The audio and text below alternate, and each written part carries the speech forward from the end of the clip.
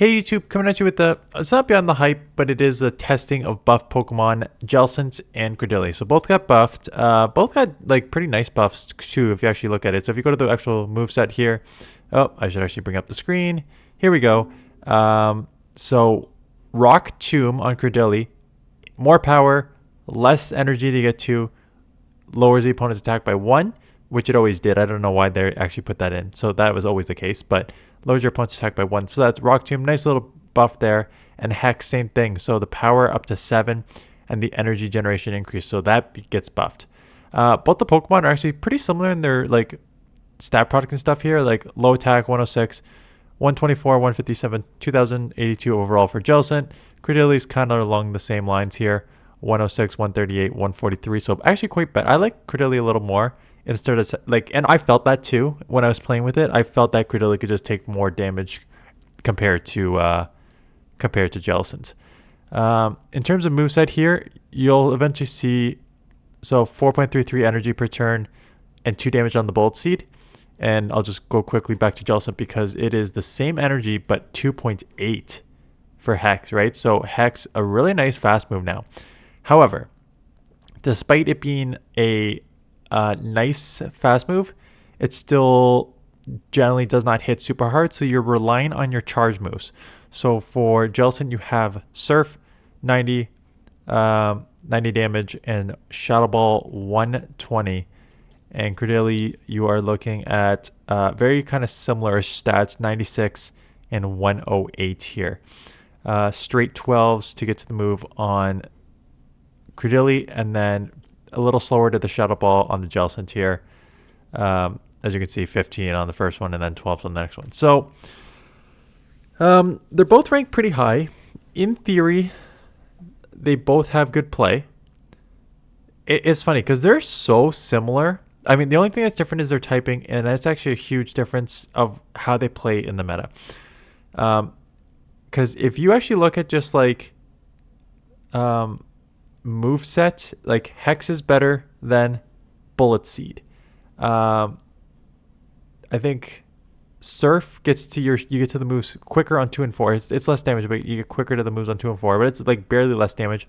And then Shadow Ball getting to the 4s on the 2nd, 3rd, and 4th is a harder hitting move than Grass Knot and Rock Tomb. So in theory, the moveset is better on, not in theory, the moveset is better on Jellicent. However, Jellicent has less bulk. And I felt it every time. Like it felt like Cradily could take more charge moves and Jellicent could not. And then add on the typing. Rock, Grass is a really interesting typing in this meta. You pick up weaknesses. You pick up like Fighter and Ice and stuff like that. But the Rock and Grass help offset a lot of things. So like you normally weak to ground on that, and you resist that on the Grass, so that's neutral. And then Grass is usually weak to poison, but then Rock resists that, so that neutralizes it. So you got a lot of neutral matchups. And you can like spam at a decent rate, and they both hit pretty good. So I personally preferred Cradily over Jellicent. Don't use this team. This team played like garbage. I think that there wasn't enough fast move pressure on this team because Bullet Seed, Hex don't really do fast move pressure, and Karate Chop, same thing, is more of just like an energy generating thing than fast move pressure. So I didn't love the fast move pressure. And then there's a lot of darks. There's a lot of darks and a lot of ghosts. So you're doing a lot of like mirror match ghosts, not mirror match, but like mirror typing ghosts. And then you're doing, a lot of bad matchups. And so between that and like not being able to take as much, I think that's why I didn't like Jellicent as much. But it has good matchups here, right? So I'm going back-to-back close combat on the Lapras, and I grab both shields, which means I can now just come in and absorb on Jellicent because every move is resisted. So they go Sparkling Aria. Obviously, I can live that with ease.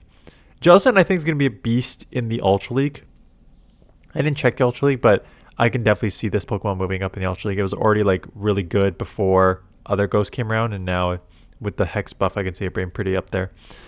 So Drapion comes back in. I'm going to chip it and then probably get into, well, there's an argument I should just stay in here and shield up the Crunch and get the Surf off, because I have 2 shields and poison's resisted. So that's exactly what I'm going to do. Shield up the Crunch, I thought I got a Surf off, but they caught on a Blastoise. But that is okay, because I've got a Grass Pokemon in the back for that with a shield, so they top left.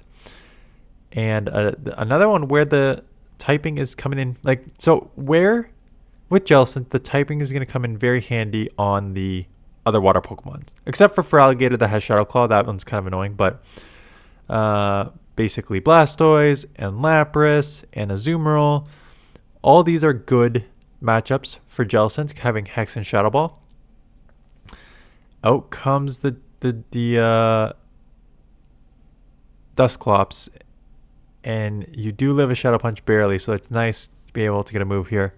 But yeah, a lot of Ghosts and a lot of Dark in this meta. I'm going to go over a meta analysis tomorrow morning. Just going to come and farm down here. No one could take it. Ice Punch is super effective, but you can take that with ease. See, like, again, Dusclops isn't really heavy hitter, so that's fine. And out comes a Primeape. So Grass Knot is a better move, plus it's not resisted there, so I'm going to throw that, and then I'm going to try and take a shield advantage here. So take the first Rage Fist, and they catch on an Azumarill, but that is okay. I'm going to just start ramping up here. So throw it as fast as I can, I think. Yeah, I guess timing there is okay. Yeah. So it does not take them out, but I do take them down, and now I get to a third Rage Fist here. I'm already double boosted, so they're gonna have to shield, or else I'm basically gonna take them out. Which means Cradily's gonna just be able to Grass Knot down here. I'll respect all these moves. I got 2 shields. Might as well start using them.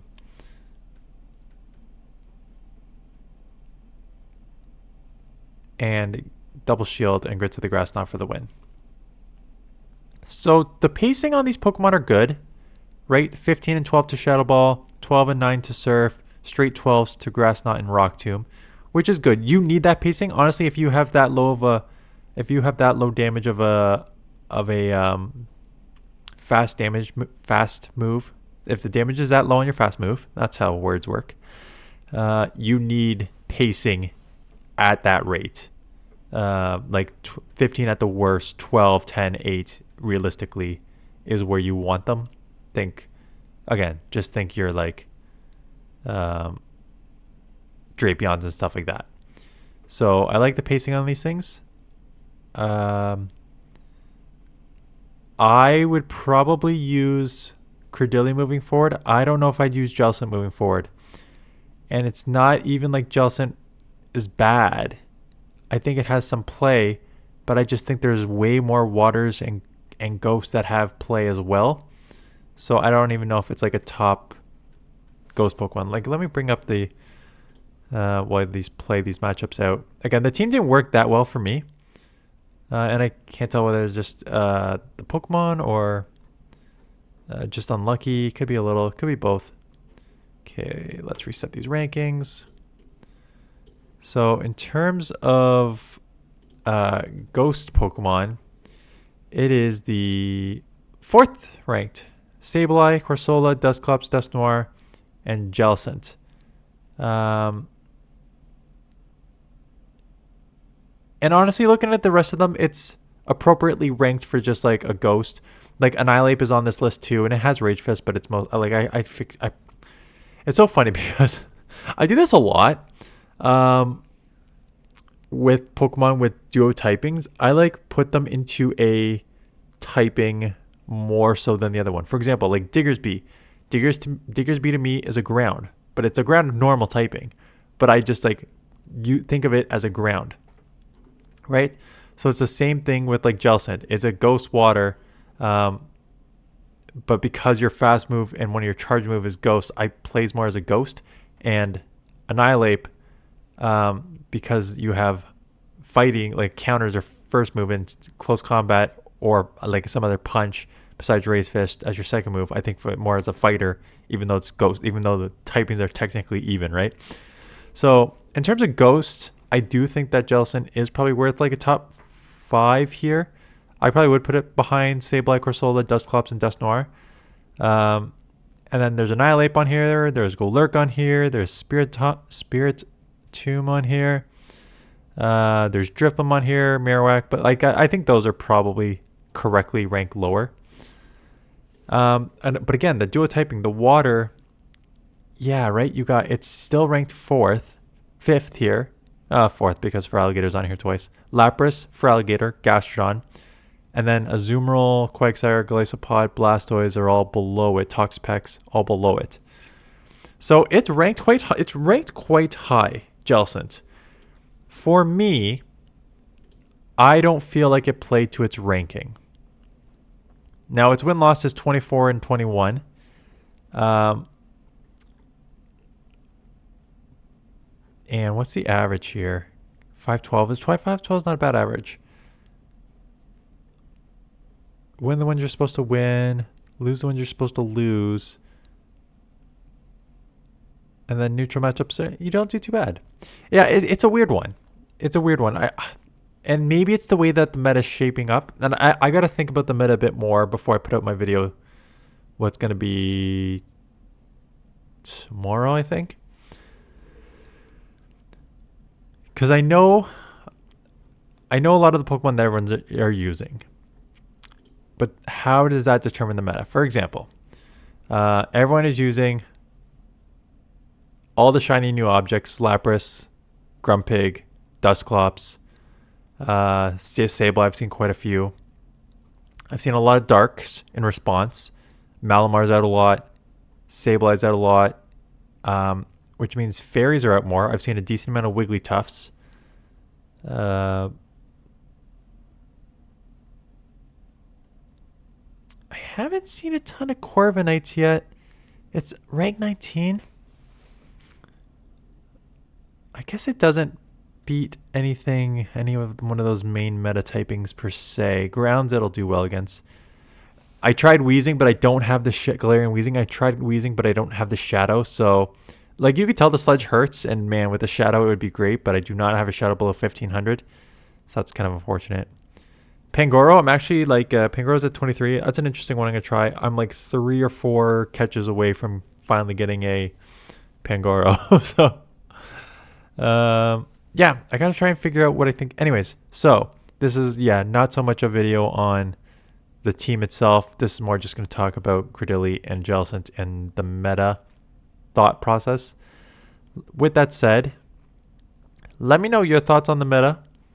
Where you think it's going. Oh, Guzzlord's another dark that's going to be everywhere. Like, I think Guzzlord's underranked at 38. I think it's like a top 15 Pokemon, honestly. So I think what I'm going to do in my analysis tomorrow, and it'll be like I think I'm going to do like 2 things. I'm going to be like, here is what I think the meta is going to be and why. Everyone's going to use Lapras because it is that dominant. Everyone's going to try, like, I think Pokemon like Grumpig and all those other top Pokemon are very useful. Here's how you counter them with Darks. I think Guzzlord's going to be strong, which means I think Fairies are going to get a little bit of buff. So here's your triangle. So I'm going to do that aspect of it. And then I'm going to go for like your overrated, underrated. I don't know if it's overrated, underrated, or overranked, underranked, but in my opinion. So for example, like Guzzlord at 38 seems severely underranked to me. I think Guzzlord is going to be a top 15 Pokemon in this meta. I haven't tried Golisopod yet at 46. So that would be something that I find underranked. Something I find overranked.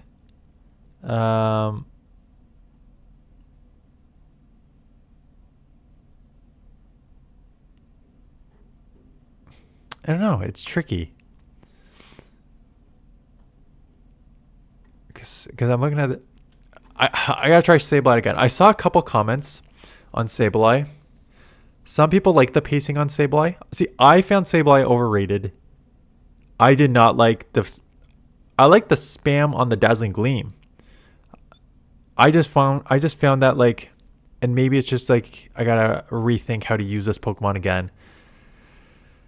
The strength of Shadow Sableye before was that you can just go Shadow Claw, Foul Play, and Shadow Claw. You didn't need a second Foul Play, but you guarantee need a second Foul Play now, and sometimes a third, because they really nerfed the damage and the damage per energy on Foul Play.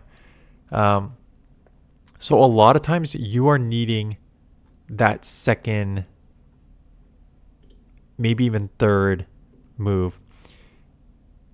It's got a 26 and 20 record. Now, I'm wondering how many of that is you can just go straight. Like, let me just take a look at the Blastoise matchup. Can you just go straight foul play, or do you have to land a Dazzling Gleam? See, it's saying you land a Dazzling Gleam and win with a few HP. What if we take off Dazzling Gleam and just go straight foul play? No, okay. You win by less, but you actually do still win by like 5 HP. But you need a third one. Or is well, I guess one's shielded, 2 landing, and then more claws. But 2 landing and more claws is what you need. Okay, there's Lapras as the shadow. So you beat Lapras with Sableye as well. And again, I want to see if that's with Dazzling Gleam too. Nope, just straight foul play. Huh. Okay, I'll have to give Sableye another test before I make this video, because it seems to sim very well.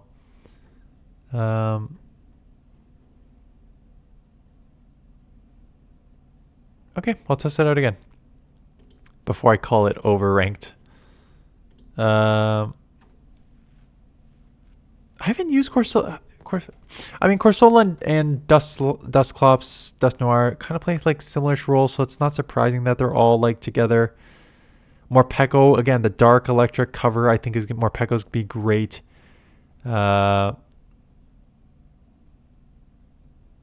so Jellicent, again, Jellicent seems one like it's overranked to me. I agree, it's probably the top ghost, top like 5 or 4th or 5th ghost, but I would put it closer, personally, me at like 25 to 30. So I think that's overranked.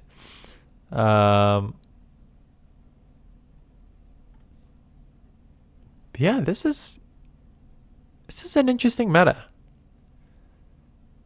because it seems like, from what I've seen, it seems like the main meta has not changed. I saw Azumarill, I saw Clodsires, I saw Drapions, but now we're just adding a bunch of Pokemon in. You're adding in Lapras, you're adding in more Sableye, you're adding in Grumpig, you're adding in the Dusclops and Dusknoir. You're adding in, I haven't seen a ton of Togetic yet. You're adding in Galarian Weezing. You're adding, so it seems like the meta is just expanding a little bit. Because I mentioned like the other, like last season, like you get to like 30 or 40 and then it like really drops off at 40. Like there's usable Pokemon in the 50s, but not many of them. They're few and far between. But if you go down to 50, Toxapex at 50, Shadow Diggersby at 51, Marowak at 52, Bastiodon at 53, Aesansash at 54, Shadow Steelix at 55, Spiritomb at 56, Galarian Weezing at 57, Medi at 58, Wiggly at 59, Aurorus I hate, but Drapion at 61, Dripplum at 62, Serperior at 63. Like, those are all very strong, relevant Pokemon in this meta. And 70s, okay, 70 you're getting to. So I think like the old 50 is now the 70, if that makes sense. Like 50 was like my cutoff last season, where it's like there was some good Pokemon below, but it was few and far between. And now it seems like there's a lot of good Pokemon up to like 65-ish a Marowak, and then you're getting into your like Greninjas and Runerigus and Shadow Gallade. Like I don't think those are that usable, quite honestly, in this meta. So I don't even know why they're ranked in the 70s there. And then yeah, Swalot, Shadow Zapdos, Registeel's down here, Dugong's down here. And this is why you always got to take the rankings with a grain of salt. Like, Pokemon that you have not seen in seasons now, like Registeel, because it was just so ground dominated, is down at 88. And it is still 2 above Dugong. Like, did Dugong receive it didn't receive any, obviously, move nerfs. Did it receive I guess it sort of received secondary nerfs, because now you have a bunch of Pokemon with hard, like Grumpig and Medi and all these Pokemon and Dusknoir with Dynamic Punch that got buffed. So just based on the Dynamic Punch getting buffed, I guess there's some Electric that got buffed. And But Emolga is also weak to ice, so that's kind of neutralish there. I guess like Ferret and stuff has like Trailblaze, so maybe because of all that it's down, but I still think that like Dugong's probably underranked at 90. And then yeah, like once we get into the hundreds, it's just like no. Although I ran into this is 100% just a Dan random talk video, but I ran into a Shadow Swampert today, and the moveset is still saying oh no, the moveset is saying Sludge. Yeah, 89 Shadow Swampert. I ran into one today that was running Sludge, and I was just like shocked how fast it came. And I just looked it up here. It's also a 40 energy move. So you're throwing it at 10s, just like Hydro. So Hydro obviously is just an insane move, so you're always throwing Hydro. But if Hydro is resisted, an 84 Sludge, again, this is with Shadow bonus because it's Shadow Swampert. But 40 energy for 84 damage, 2.1 damage, it came fast and hard. I was actually surprised at how well that did. So maybe that's another one that really kind of caught me off guard there. But yeah. Yeah, you just missed the old pacing on Swampert when it can go 5-4, 5-4 on the Hydros. Now it's straight 5, so it just it's a little trickier there. But yeah, Sludge is a cool kind of new move on Swampert, and you get your it spams fast, and you get some grass coverage. And like, when are you going to need Earthquake? If you need Earthquake, you can probably still just hit with Hydros pretty much all the time. Yeah, so it's interesting. Anyways, I've talked a lot here. I mean, it's a video. That's what happens in videos. Let me know in the comments below. Give me some of your opinions, because I'll probably read it out at the end of my video if I hadn't already shot it. I may have already shot it. I'll try and shoot it like later Sunday. Yeah, I'll try and shoot it later Sunday so that I can read the comments from Sunday morning if you made it this far. But let me know your thoughts on Pokemon that are overranked or underranked, or some that you think are going to be super meta. And I will kind of bring that up in the video and confirm or just kind of read it and give my thoughts on it. Anyways, so that is it. Thanks for watching, and I will see you guys in the next one.